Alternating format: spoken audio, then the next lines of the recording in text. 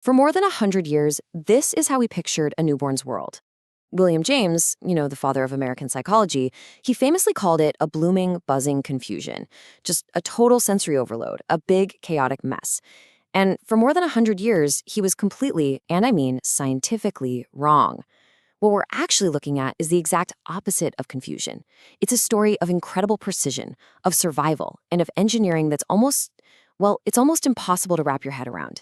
Okay, let's just dive right in. We are going deep into the secret life of a newborn's brain. And I mean deep. Forget everything you think you know about babies being these little blank slates or just helpless infants. We're going to pull back the curtain on an unbelievably sophisticated and highly organized world that is running at full speed from the very first moments of life. We'll get into the brutal metabolic crisis of birth, the mind-boggling explosion of brain connections, and frankly, the heartbreaking truth about what a baby actually feels and hears and sees. And look, this isn't just cool trivia. Knowing this science, it fundamentally changes how you see the very beginning of a human life. We all have this peaceful, kind of mythical picture of a baby's first breath, right? A gentle little entry into the world. But what's really going on inside that tiny body is anything but gentle.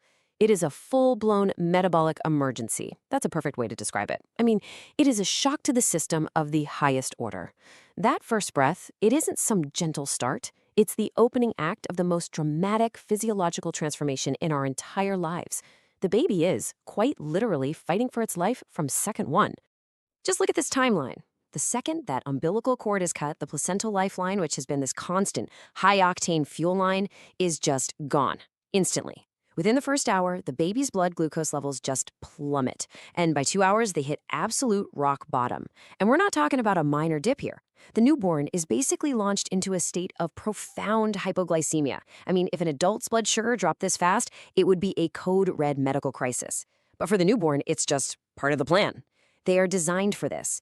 They have to pull themselves out of it using these tiny, finite internal fuel reserves to get their glucose stable over the next few hours. It's just an astonishing feat of biology.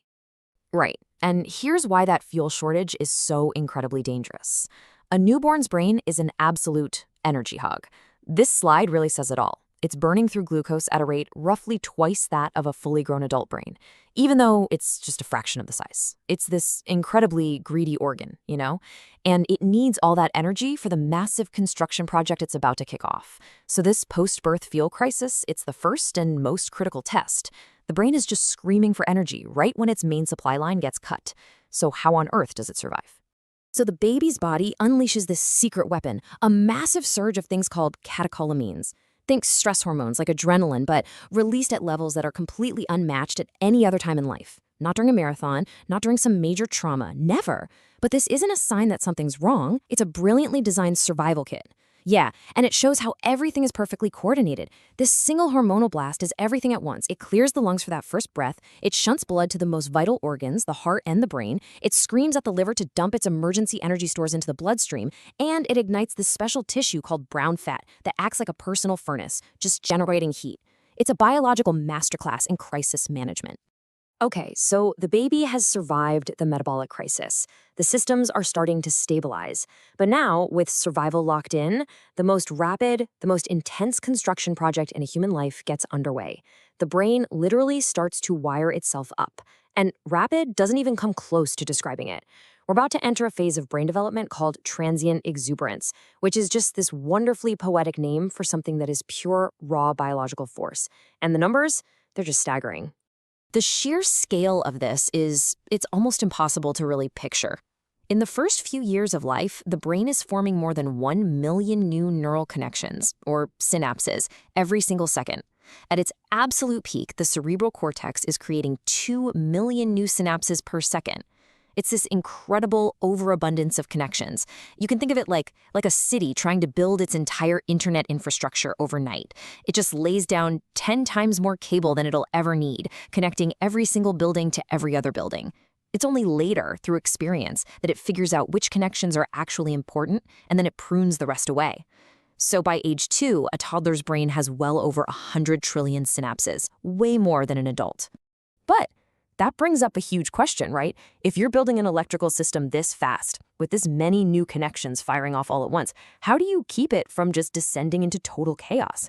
How does the brain build so fast without short-circuiting itself into a seizure? Exactly. You'd expect total electrical chaos. It honestly sounds like a design flaw. But the newborn brain has this bizarre and frankly ingenious little chemical trick up its sleeve. It completely rewires its own braking system. This is one of the most incredible facts in all of neuroscience. In the adult brain, there's a neurotransmitter called GABA. It's the main off switch. It's the primary brake that keeps everything from going haywire. But in the newborn brain, as you can see here, GABA does the exact opposite. It acts as an accelerator. So the brake pedal becomes the gas pedal. That's unbelievable. So why would evolution design a system that seems so completely backwards? It's absolutely essential for growth. This excitatory action of GABA provides the electrical push that neurons need to migrate, to grow, and to form those millions of new connections. It's a temporary, controlled on signal that fuels the entire explosion of brain wiring. And then, as the brain matures, this molecular switch just flips, and GABA becomes the inhibitor we know as adults. The timing of this GABA switch is it's absolutely critical for healthy development. It's a temporary insanity that makes sanity possible. So we have a brain that survived a fuel crisis and is now wiring itself at this unbelievable rate using a bizarre chemical trick. But what is it actually ready for? What skills, what preferences are already pre-installed? What are the brain's factory settings? Well, the answer is fascinating. It is not a blank slate just waiting for input. The brain is born with a toolkit, and it's a toolkit specifically designed to seek out the two most important things for survival: caregivers and context. So let's start with what a baby sees.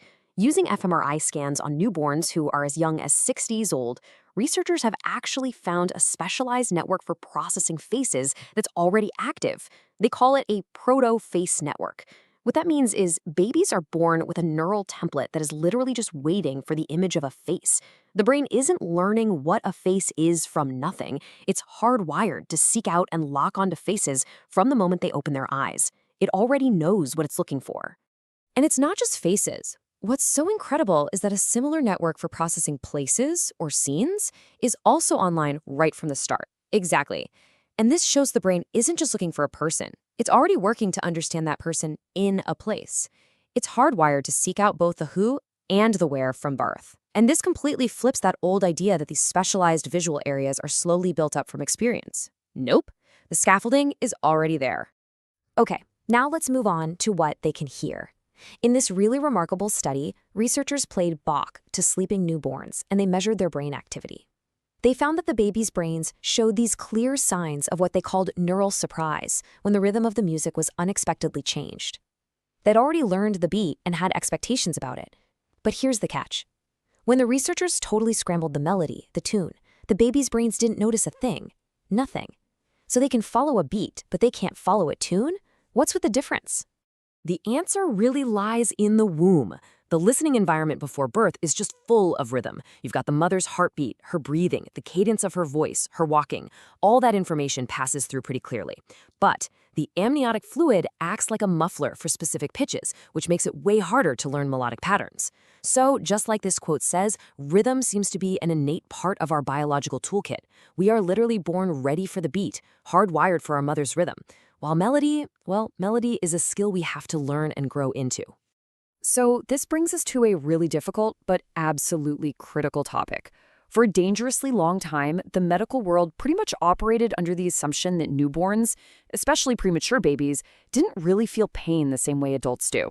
It was a myth that led to an incredible amount of suffering. Yeah, it's one of the darkest chapters in pediatric care. The belief was that their brains were just too immature to process pain, so they would do procedures without enough or any anesthesia. But modern neuroscience has not just debunked this myth, it has shown that the reality is startlingly close to the adult experience. This slide shows the raw data, and it is stunning. When an adult experiences a painful stimulus, about 20 distinct brain regions activate. When a newborn has that same stimulus, brain scans show that 18 of those same 20 regions light up. 18 out of 20. I mean, the overlap is massive. That's undeniable visual proof that the fundamental hardware for experiencing pain is very much in place at birth. The idea that they don't feel it is simply utterly wrong, but the experience is different, and it's different in a way that might actually make it even worse. So the ability to process pain actually matures in stages. First, the sensory network comes online. That lets the brain sense the what and the where of the pain. A little bit later, the affective network matures, and that's the part that makes the sensation feel unpleasant or threatening. But that final network, the cognitive one that helps us interpret and understand and regulate the pain, that doesn't mature until well after a full-term birth. And that gap reveals this critical distinction about the newborn experience. And here's the crucial point. Newborns feel the raw, physical ouch of pain, and they feel the emotional unpleasantness of it, maybe even more intensely, because they don't have that top-down control that adults have. But what they lack is the cognitive wiring to understand the why. They can't contextualize it. They can't tell themselves, oh, this is just a quick heel prick, it's for my own good, and it'll be over in a second. It's just pure, uninterpreted sensation and distress. And understanding this, it changes everything about how we should approach medical care for infants. Okay, so we have this newly wired, highly sensitive brain that's hardwired for faces and for rhythm, and it feels pain intensely. This brings us to our final question. What is the single most important input for this brain?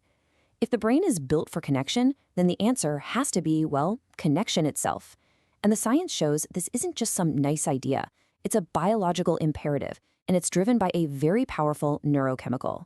So let's talk about oxytocin. People often call it the love hormone or the attachment hormone, and it just floods the system of both mother and baby right after birth. It's really nature's way of making sure a bond happens.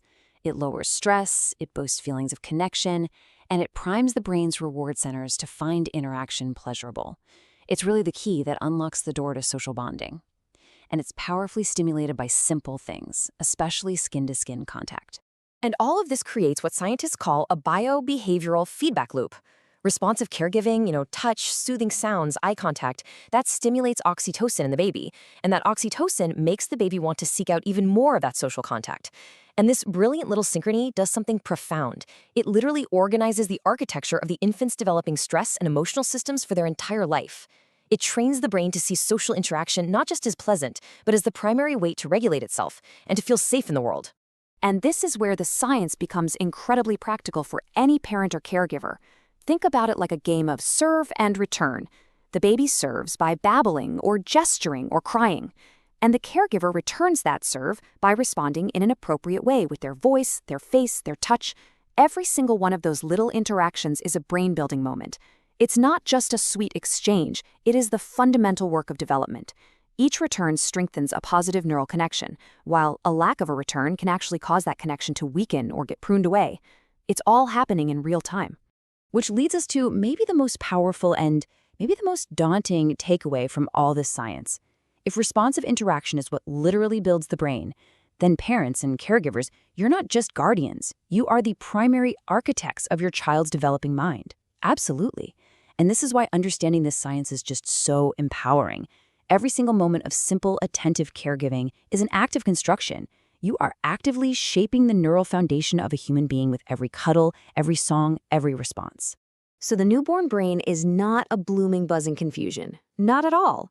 It is a marvel of biological engineering, primed for survival and connection from the very instant of birth.